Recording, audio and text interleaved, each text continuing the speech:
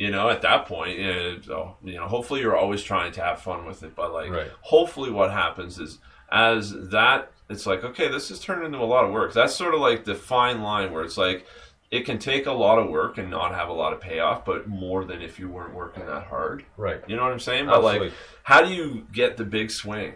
Like, how do you get like enough power in your swing so that one time you're gonna knock it out of the park? Yeah, hit a grand slam, you know, and make it count. So like, that's what I'm finding with this stuff. Like, you can burn out pretty quick, I think. Oh, for sure. Like, I give 6 months to the average person who's like plugging away, doing like 6 to 7 blog articles a month and like lining up interviews, doing all that kind of stuff and all the practice and then just regular life, eventually it's like, oh man, I only got like 2 likes on that. Yeah. Oh, and no one shared it. Ah, man, that sucks. And then, okay, well, let's do another one, and that's the way it is, man. Like, getting shot down is a big part of it. Oh yeah, man. Like, you can't go into anything without having some criticism or constructive criticism, because it happens, Yeah.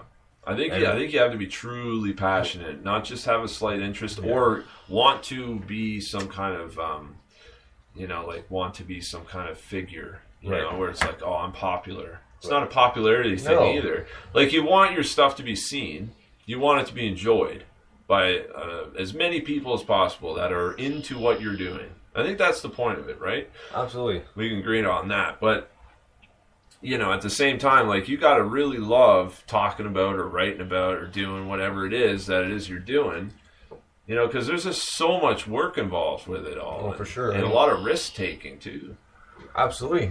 Because, I mean, like, you could do well, you could fail, and but it just depends on how you fail. I mean, anything can happen, right? Mm-hmm. But no, I totally get that, just because, like, NMS is essentially, it's my baby, right? So I put a lot of work into that and organizing the songs in a particular way to make sure they flow the way I want them to flow, and I've been doing it for about 3.5 years, and with all the interviews, I've met so many good people and people I still keep in contact with, like, on pretty much a regular basis. Yeah, that's awesome. It's a good networker, man. Like, at the end of the day, I think you have to be doing something, and like, with, to be more specific, I guess. Yeah.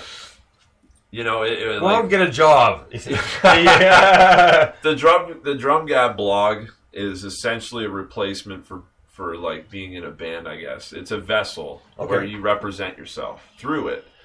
So it's, it encompasses your thoughts, it encompasses your ideas and your vision and sort of the direction that you want to take things in. And I think having that kind of control, I suppose, of your project is nice.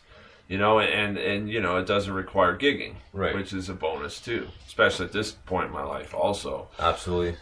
Being able to do as much work from home as possible is very crucial to me at this point. And so the blog seems like a great choice, like blogging, podcasting, right, doing, performances, and trying to document as much of this as possible. And then make sure that, you select, I'm an editor at heart. I really like to record something spontaneous and clean it up just a slight bit. Just to like put that finesse on it, I guess, or packaging, if you will, right? Right. Maybe it's tweaking the sounds a bit, or it's doing something to make it a little better than when it was just raw, right? So, I don't know, but that in the end, though, you know what you want to hear, right? And that's what. Yeah, you have something up here in your head, like, this is my idea, right? So that's sort of what the blog is, or a Drum Gab is. It's my vessel, it's my car, it's what I drive around in and sort of talk about drums and do my drum thing, Right. And it's great because I'm doing it for me, and it's sort of my vision. I have a lot of plans with it. I mean, how.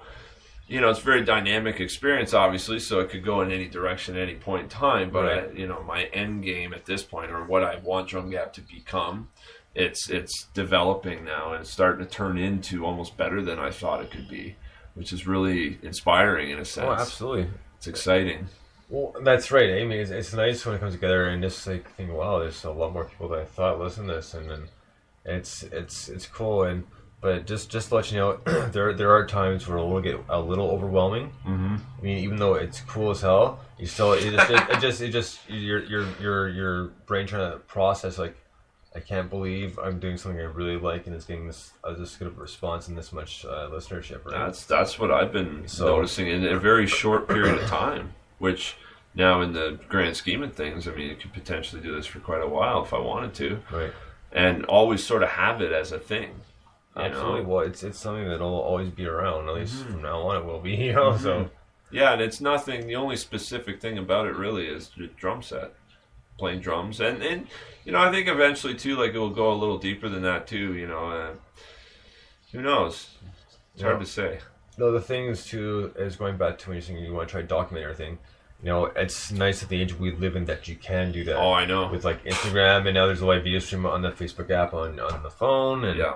It's just crazy how much you can post and use to your advantage to get that stuff out there, and not just to a select few. It just like lots and lots of people. Yeah, you're kind of creating like this portfolio that sort of exhibits, you know, a concept and an idea, and I think one of the neatest things is how it works chronologically, so you can see the seed and maybe where, you know, what it became into, what it turned into eventually, just sort of the continual growth. Like I find like good accounts, like. Yeah, you know, it starts off kind of hocus pocus a little bit, you know. It's like, oh, that's the first post, you know. But then you start getting into like second and third hundred per actual curated post. That's not just a repost or something. That's an actual post that you created, and see sort of where you are now. Like, you know, whether you know what you're using to capture these things with, or your ability to do that in general, or just like what you're all about at that point in time. Because you know, we people go through phases, you know. Oh, for sure. So it's neat to see sort of all the permutations of an original concept. Yeah. And things are obviously constantly changing as well. So I know it's a matter of trying to keep up with that stuff as well too. So yeah, there's like not really a dull moment because it's constant work, yes, but in the end it's worth it. Mm-hmm. You know, and that's for myself as well. Like when I finish one show, you know, that was a good show. You know, it went really well, a lot of fun, and it's all essentially except for essentially a set list. Which I do. There are plenty of times where I'll look at it and think, no, I'm gonna switch that one with this one later on, right? And then being a good decision because I will make some last minute decisions, like some switches. So for sure. But that's what makes it fun. But you know, it's at the end of the day, like the show it's not scripted, nothing. Everything that's happening live is happening live. You know, like I drop something, like drop an F-bomb by accident at some point. You know, it's happening live. There's no like. Sometimes it serves as good punctuation. Yeah. Well, exactly, and that's why we have so much fun doing it, right? So, yeah, exactly. Now, with the blog and the podcast, do you have any upcoming blogs that you've been working on? Or, because I know you said last month, sorry, I know you're just supposed to speak there, but just, I know you said last month you had so much going on, so, and trying to separate them all. So what do you have lined up? Yeah, so my biggest thing right now is how do I create as much content with the least amount of time? How do I maximize my efficiency? Because I'm going to have even less time in about a month to do all this stuff. Yeah. And I'm going to probably want to be as prolific, if not more so. So, you know, I guess my angle is I'm doing this thing that's a Q&A sessions with companies and people, I guess, too, where I email them questions. Right. And then, you know, I developed some rapport ahead of time. One company, too, for a frame of reference, is this amazing company called A&F Drum Co. They're out of Austin, Texas. And it's two guys. It's one guy, his name's Rami, and he's sort of the guy who's got the vision. You know, he's what you're looking at, and generally speaking, what you experience with his drum kits, I think is his brainchild. But now his partner Steve is the builder, and together these guys are, you know, incredible. Right. Because the craftsmanship uses basically raw brass hardware. Okay. You can get wood hoops, but it's sort of drum sets that are very old vintage, like we're talking sort of like it looks like, you know, 20s and 30s designs and things like that. Yeah, like getting really, really old looking drums, and the sounds are just amazing. They're very thin shells, and anyways, the whole thing is like uber vintage and very artisan, like just insane craftsmanship, man. So they're a company that I started talking to, and So right now it's like I just have to come up with some questions, right? Email the team or the guy because it's a 2-person show, right? And he'll answer them and return with responses, and then I'll take that and then I will develop a header and a footer, probably looking at 400 words, right? And then sort of that's the meat is the Q&A. So I'm going to develop a Q&A portion of Drum Gab. That's sort of one of the next things, the steps I'm going to take. And now the reason why I like that is because for me, it's going to be explained from the source. Right. I have curiosity for sure, so I just want to ask some questions, and and then the whole idea with my intro and my ending, to what I'm writing, is just to sort of frame the whole thing and sort of provide some context as to also how I feel about them, and just sort of take a look at what they're doing, and then have them explain it further. Right. So that's going to be a way that I can create a lot of content with less time. So I actually have two sets of articles to do, like 2 articles to do. One with Sweet Spot Clutches, I have to come up with some questions for him, and that's Rob Michael, and then the other guy there at Rami at A&F Drums. So those are 2 that I got lined up already. And then it's just a matter of doing those. Besides that, Weekly Warrior's done. Not doing that anymore. Right. There might be, I know this is probably, jumping ahead a little bit, but clinic work is something I'm also pursuing as well. And I think I'm going to be doing some coaching / sort of drum clinic section of my page as well. Some sort of educational stuff. And sort of do it in my way, though, in a sense, like, there will be some, here's a staff, here's a piece of music, okay, this is, the notation, right?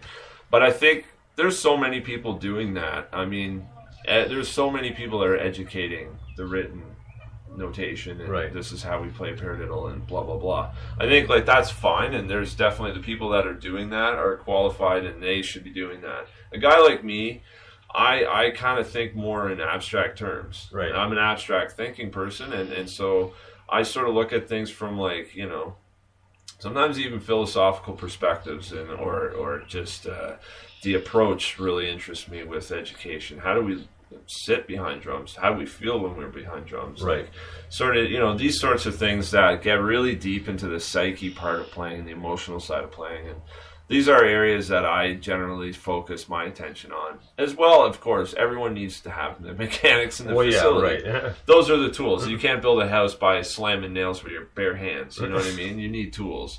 So, ow. Yeah, you're not going to get far, man. So it goes without saying that we all need that. That's a given. And it's been said and recycled a million different ways. Right. You need to know theory. There's no getting around that. I'm sorry. But, besides that, let's think about something maybe we haven't thought about. Right. Like how we think when we play drums. The mental side of it is such a neglected part of education because somehow I think it's not taken as seriously because it seems so subjective. But I think to a large degree, there's different people think different ways. But some people are going to think in a way that benefits playing. And I'm going to think of things that are going to benefit. So it's a matter of sharing information. Right. It's coming from different sources. It's all valuable and valid, right? Right. But it's not that anything's right or wrong. It's just a different point of view. Well, fair enough. So you read it and it's like, oh, I never thought of that way because I don't think like that. That's a different perspective. And that's a good thing too. Is like people want to see that they don't want to see the same thing over and over again. They want to see different stuff or different ways of thinking. Mm-hmm. So I got a couple more questions for you here. The one I was going to ask is, first off, I mean, how do I phrase this properly? I've got a couple ideas in my head here, so let me just organize them here for a second. No worries. Actually, you know what? Let's get to influences. Okay. Growing up, and they could be popular. They could be like the guy next door. It doesn't matter. So who has like kind of influenced you over the years, like drum wise, to just keep going and just keep on working at it? Yeah, so this is kind of a two-part question or answer in a sense. Like, I guess there's the things that influenced me when I was a budding drummer, and then there's what influences me now as I'm changing, Right. and like what's relevant to me right now. Because I think I think the further you get into it, the more curiosity you almost develop. Like, because, you know, okay, I can do that.